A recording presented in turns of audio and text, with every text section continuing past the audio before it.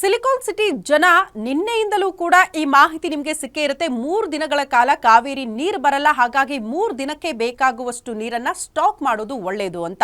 ಹಾಗಾದ್ರೆ ಜಲಮಂಡಳಿ ಕೊಟ್ಟಿರುವಂತಹ ಸೂಚನೆ ಏನು? ಯಾಕೆ 3 ದಿನಗಳ ಕಾಲ ಕಾವೇರಿ ನೀರು ಜನರಿಗೆ ಸಿಗ್ತಾ ಇಲ್ಲ?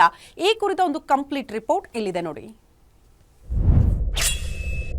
ಸಿಲಿಕಾನ್ ಸಿಟಿ ಮಂದಿಗೆ ಇಂದು ವಾಟರ್ ಶಾಕ್. ಇಂದಿನಿಂದ ಬೆಂಗಳೂರಿನಲ್ಲಿ 3 ದಿನ ಕಾವೇರಿ ನೀರು ಬಂದ್.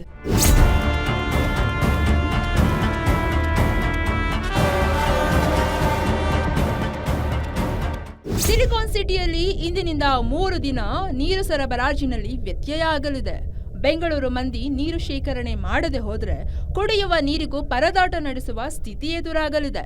ಜಲಮಂಡಳಿ ತುರ್ತು ನಿರ್ವಹಣಾ ಕಾಮಗಾರಿ ಕೈಗೊಂಡಿರುವ ಹಿನ್ನೆಲೆ ನೀರು ಸರಬರಾಜಿನಲ್ಲಿ ವ್ಯತ್ಯಯ ಆಗುವ ಸಾಧ್ಯತೆ ಇದೆ.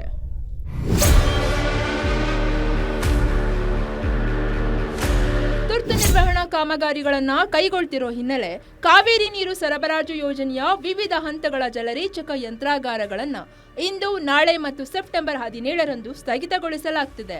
ಕಾವೇರಿ 5ನೇ ಹಂತದ ಪಂಪಿಂಗ್ ಸ್ಟೇಷನ್ಗಳು ಇಂದು ಬೆಳಗ್ಗೆ 10 ಗಂಟೆಯಿಂದ ಸೆಪ್ಟೆಂಬರ್ 17ರ ಮಧ್ಯಾಹ್ನ 1 ಗಂಟೆವರೆಗೆ ಒಟ್ಟು 60 ಗಂಟೆಗಳು ಹಾಗೂ ಕಾವೇರಿ ನೀರು ಸರಬರಾಜು ಯೋಜನೆಯ ಹಂತ 1ರಿಂದ ಹಂತ 4ರವರೆಗಿನ 1ನೇ ಘಟ್ಟ ಹಾಗೂ 2ನೇ ಘಟ್ಟಗಳ ಜಲರೇಚಕ ಯಂತ್ರಾಗಾರಗಳನ್ನು ನಾಳೆ ಬೆಳಗ್ಗೆ 6ರಿಂದ ಸೆಪ್ಟೆಂಬರ್ 17ರ ಬೆಳಗ್ಗೆ 6 ಗಂಟೆವರೆಗೆ ಒಟ್ಟು 24 ಗಂಟೆಗಳ ಕಾಲ ಸ್ಥಗಿತಗೊಳಿಸಲಾಗುತ್ತಿದೆ.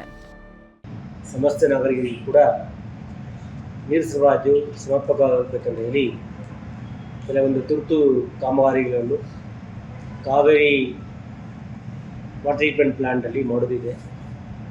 ಹಾಗಾಗಿ 15ನೇ ತಾರೀಕು ಸೆಪ್ಟೆಂಬರ್ 15ನೇ ತಾರೀಕು ಮತ್ತು 16ನೇ ತಾರೀಕು 2 ದಿನಗಳ ಕಾಲ ಇಡೀ ಬೆಂಗಳೂರಿನಲ್ಲಿರುವಂತಹ ನೀರಿನ ಸರಬರಾಜಲ್ಲಿ ವ್ಯತ್ಯಯ ಆಗಿದೆ. ಹಾಗಾಗಿ ಈಗಾಗಲೇ ಯಾರು ನೀರು ತಗೊಳ್ತಾ ಇದ್ದಾರೆ ಅವ್ರು ದಯವಿಟ್ಟು ಈ 15 ಮತ್ತು 16 ದಿವಸ 2 ದಿವಸಗಳ ಕಾಲ ಮತ್ತು 17 ಬೆಳಗ್ಗೆವರೆಗೆ ಸ್ವಲ್ಪ ನೀರಿನ ಪ್ರಾಬ್ಲಮ್ ಆಗೇ ಆಗುತ್ತೆ.